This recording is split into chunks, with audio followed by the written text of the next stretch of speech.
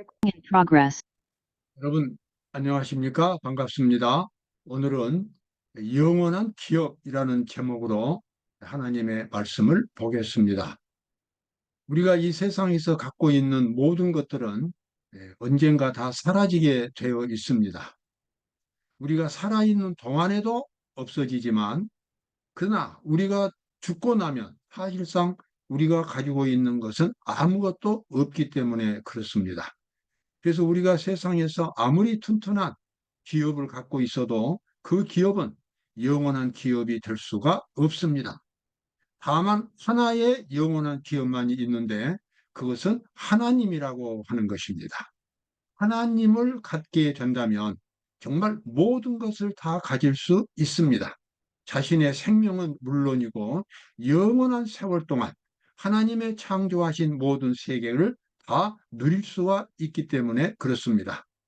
그러나 그처럼 거대한 꿈이 아니라도 이 지상에서 살고 있는 동안에도 우리가 하나님을 진정으로 순종하는 사람이 된다면 하나님께서 우리에게 기업이 되시고 우리에게 생활 터전이 되셔서 항상 우리를 지켜주시고 인도하시겠다고 하는 고귀한 약속이 우리에게 주어져 있습니다. 그래서 하나님이 주신 이와 같은 약속들, 바로 그러한 것들이 기업이 되겠습니다. 오늘 그러한 말씀들을 살펴보도록 하겠습니다. 자, 창세기 12장 1절과 2절에 보면 이스라엘 민족의 조상이 되는 아브라함에게 하나님께서 이렇게 지시를 하십니다. 여호와께서 아브라함에게 이르시되 너는 너의 본토 친척 아비 집을 떠나 내가 네게 지시할 땅으로 가라. 내가 너로 큰 민족을 이루고 너는 복의 근원이 될지라. 자, 여기서부터 이제 이스라엘 백성들이 출발하게 됩니다. 그런데 아브라함이 원래 지금 이 이라크 지방, 메소포타미아 강이 흐르고 있는 이라크 지방에서 살고 있었던 사람이었습니다. 그런데 하나님께서 어느 날 아브라함에게 계시 가운데 나타나셔서 내가 너에게 지시할 새로운 땅으로 가라고 말씀하셨고, 그래서 아브라함은 하나님의 뜻대로 지금 가나안 땅, 팔레스틴 그 땅으로 이동해서 생활을 하게 되었습니다.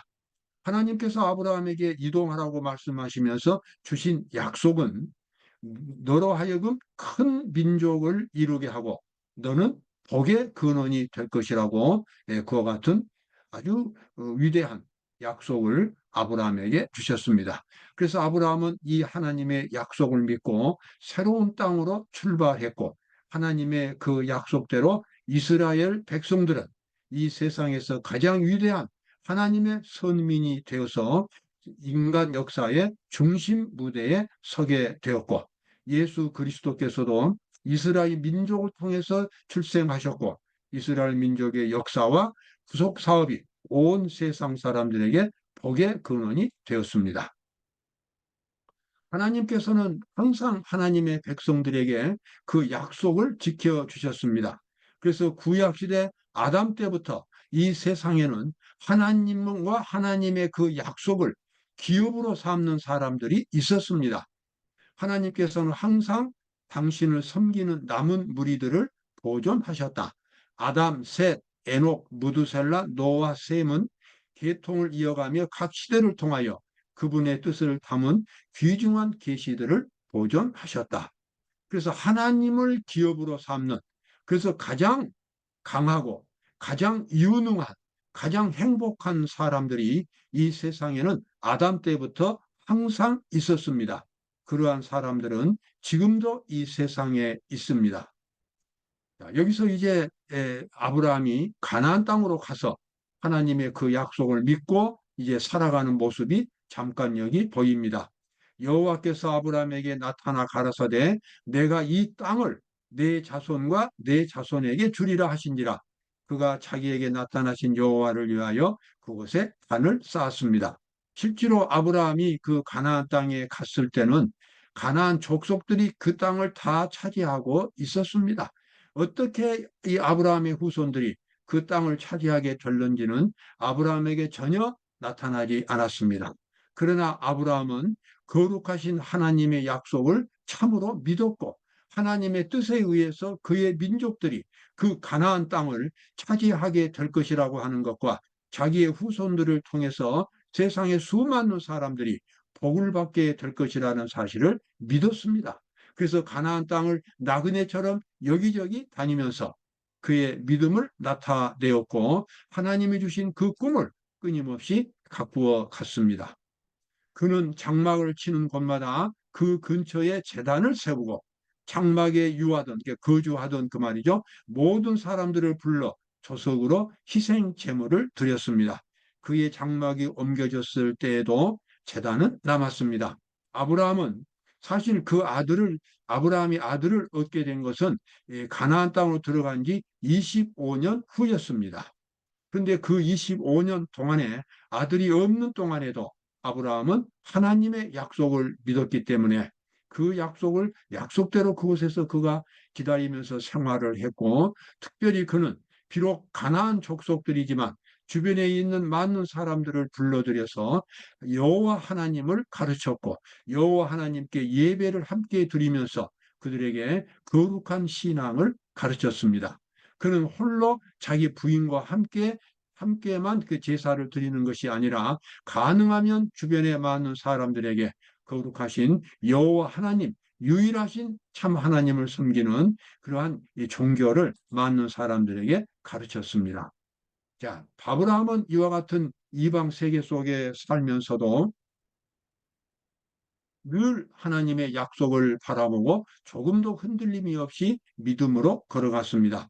믿음으로 저가 외방에 있는 것 같이 약속하신 땅에 우거하여 동일한 약속을 유업으로 함께 받은 이삭과 야곱으로 더불어 장막에 거하였으니 이는 하나님의 경영하시고 지으실 터가 있는 성을 팔았음이니라. 하나님의 성이 이 지상에 세워진다고 하는 것을 아브라함은 굳게 믿었습니다. 우선 가까이에는 그의 후손들이 그 땅을 차지할 것이지만, 그러나 하나님께서는 이 세상에 영원히 망하지 않는 국가를 세우실 것이고 그곳에는 하나님을 믿은 거룩한 백성들이 살게 될 것이라고 하는 것을 아브라함에게 하나님께서는 그 꿈을 주셨습니다. 거룩하신 하나님의 약속이기 때문에 아브라함은 그 약속을 굳게 믿었고 그의 일생 동안 하나님이 주신 그 약속을 바라보면서 경건하게 성실하게 이 지상의 삶을 이어갔습니다. 아브라함이 바랄 수 없는 중에 바라고 믿었으니, 여기서 바랄 수 없는 중에 바라고 믿었다고 하는 것은 실제로 하나님의 약속이 현실적으로 이루어지지 않았던 시점입니다. 하나님의 많은 약속들은 미래에 속한 경우가 많습니다. 그래서 애언으로 주어집니다.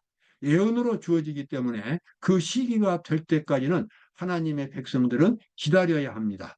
단순히 기다리기만 한 것이 아니라 그 일을 이룰 수 있도록 준비하면서 기다리는 것이 하나님의 백성들의 의무입니다. 아브라함도 그렇게 했습니다. 그래서 아브라함이 바랄 수 없는 중에 바라고 믿었으니 이는 내 후손이 이같으리라 하신 말씀대로 많은 민족의 조상이 되게 하려 하심을 인함이라. 자기가 많은 민족, 정말 수많은 그러한 이 꿈, 그러니까 결국 아브라함의 후손은 신약 시대의 그리스도인들까지도 포함됩니다. 참으로 원대한 하나님의 계획이 세워져 있었어요. 아브라함은 그 꿈까지 얼마나 이해했는지는 모르지만 그의 후손이 많은 민족까지도 포함될 것이라고 하는 것을 하나님께서 그에게 주셨고, 그래서 그는 그 약속을 굳게 믿었고, 그래서 이방 땅에 있으면서도 그 하나님의 꿈을 바라보면서 성실하게 그의 믿음을 지켰다고 하는 것입니다. 그래서 여기 아브라함이 바랄 수 없는 중에 바라고 믿었다. 이것은 우리에게 매우 중요한 믿음의 포인트가 되겠습니다. 우리가 하나님을 믿을 때는 모든 것이 다 이루어졌기 때문에 믿는 것이 아니라 아직 이루어지지 않았어도 그 꿈이 미래에 속해 있을지라도 전능하시고 거룩하신 하나님의 약속이기 때문에 그 약속이 이루어진다는 사실을 마음속에 확신하고 그 꿈을 바라보면서 믿음으로 전진하는 것, 이것이 신실한 그리스도인의 모습이 되겠습니다. 자, 이와 같은 약속을 가진 사람들은 하나님이 세우실 그 왕국을 끊임없이 바라보는 사람들이었습니다. 저희가 이제는 더 나은 번향을 사모하니 곧 하늘에 있는 것이라. 그러므로 하나님이 저희 하나님이라 일컬음 받으심을 부끄러워 아니하시고 저희를 위하여 한 성을 예비하셨느니라. 성경은 놀랍게도 하늘에 있는 거룩한 성 예루살렘이 이 지상으로 내려온다고 하는 것과 이제는 지상에서 하나님의 영원한 왕국이 세워진다고 하는 것을 확실한 비전으로 우리에게 보여주셨습니다. 하나님께서는 정말 누구도 부인할 수 없는 그와 같은 예언들을 주셨고 그 왕국이 이제 세워질 때가 점점 가까이 오고 있습니다. 그래서 하나님께서는 그 나라를 바라보면서 경건하게 살았던 그 꿈을 간직했던 수많은 그리스도인들, 수많은 그 하나님의 백성들이 실망을 당하지 않도록 그들을 위하여 영원한 예루살렘 성, 영원한 나라를 준비해 놓으셨습니다. 그래서 여기가 이제는 저희가 더 나은 번향을 사모하니 곧 하늘에 있는 것이라.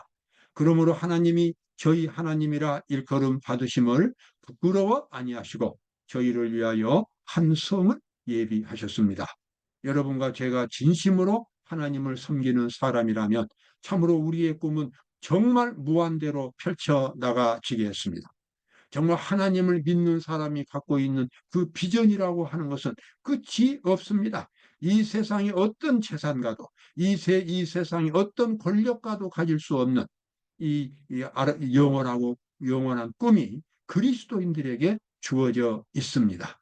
그래서 더 나은 번향, 하나님이 준비하신 영원한 번향이 우리 그리스도인들을 기다리고 있습니다. 그것이 바로 영원한 기업이 되겠습니다. 자, 여기 모세에 대한 말씀이 있습니다. 믿음으로 모세는 장성하여 바로의 공주의 아들이라 칭함을 거절하고 도리어 하나님의 백성과 함께 고난받기를, 여기서 하나님의 백성은 이스라엘 백성들입니다.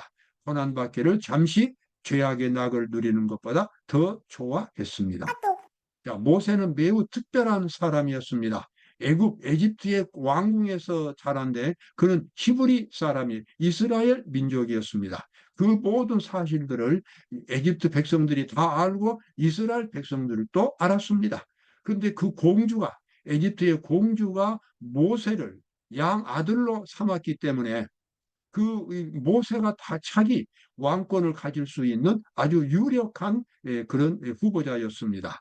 그리고 또 모세는 모든 능력에 있어서 출중한 능력을 가지고 있었습니다. 정말 모세가 에집트의 왕이 된다면 에집트 아주 부강한 나라가 될 것이라고 하는 것을 많은 사람들이 기대하고 있었어요. 그러나 모세는 그가 어릴 때에 그의 어머니에게 배웠던 신앙이 굳게 마음에 자리 잡고 있었습니다. 천지 만물을 창조하신 거룩하신 여호와 하나님이 아브라함의 후손인 이스라엘 백성들을 선민으로 선택하셨고 머지않아서 이스라엘 백성들을 에집트에서 이끌어내서 가나안 땅으로 옮기시고 그곳에서 수많은 민족들에게 복음을 전할 수 있는 하나님의 거룩한 나라를 세우실 것이라고 하는 그와 같은 하나님의 약속을 그의 어머니로부터 배웠습니다.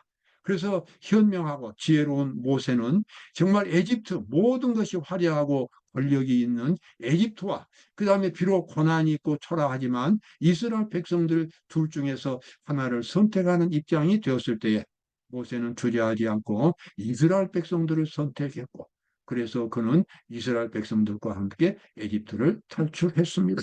여러분 그 결과는 어떻게 되었습니까? 모세를 대신해서 왕이 되었던 이 파라오 왕은 지금 미라로 무덤에 남아 있습니다. 시체로 남아 있는데 모세는 어디에 있습니까? 구약에서 죽었다가 부활해서 하늘로 승천했고 예수님께서 지상에 계실 때에 하늘에 갔던 엘리야와 함께 예수님께 찾아와서 예수님과 대화를 나누는 장면을 우리는 성경에서 보게 됩니다. 정말 천지 차이입니다. 모세가 하나님을 선택하고 이스라엘 백성을 선택했을 때에 그는 영원한 기업을 선택한 사람이 되었습니다.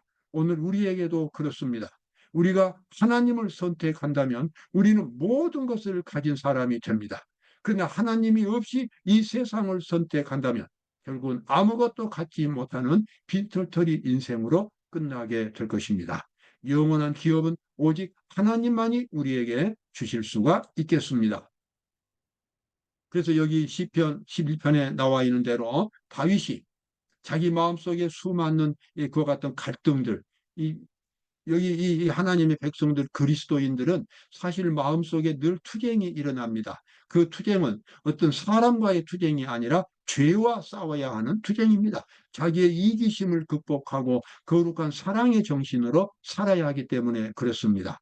또 끊임없이 이 세상적인 유혹이 찾아와서 하나님을 믿는 것을 유혹을 하지만 그때그때마다 하나님을 믿고 선택해야 하는 그와 같은 투쟁이 일어납니다. 그래서 성경에는 수많은 전쟁 이야기가 있는데 여기 시편 11편에 나와 있는 내용도 그런 전쟁 이야기입니다. 악인이 활을 당기고 살을 시위에 먹이며 마음이 바른 자를 어두운 데서 쏘려 하는도다. 터가 무너지면 의인이 무엇을 할꼬? 여호와께서 그 성전에 계시니 여호와의 보좌는 하늘에 있으며 이것이 되겠습니다. 그래서 이 전쟁 정말 이 어떤 때는 실망스럽고 어떤 때는 참이 마음이 어두워지고 절망이 되지만 그러나 우리 그리스도인들은 전능하신 하나님을 의지하기 때문에 그때그때마다 전쟁의 용사처럼 하나님을 의지해서 죄를 이기고 믿음으로 전진하는 그와 같은 신앙생활을 살게 됩니다. 자, 여기 이제 나와 있는 말씀들 제가 보겠습니다. 솔로몬 왕의 마시는 그릇은 다 금이요. 레바논 나무 궁의 그릇들도 다 정금이라. 은, 은 기물이 없으니 솔로몬 시대의 은을 귀히 여기지 아니함은 이렇게 나옵니다. 제가 여기 솔로몬에 대한 성경 말씀을 가지고 나온 것은 솔로몬은 그 어느 왕보다도 부귀 영화를 많이 누렸던 왕이었습니다.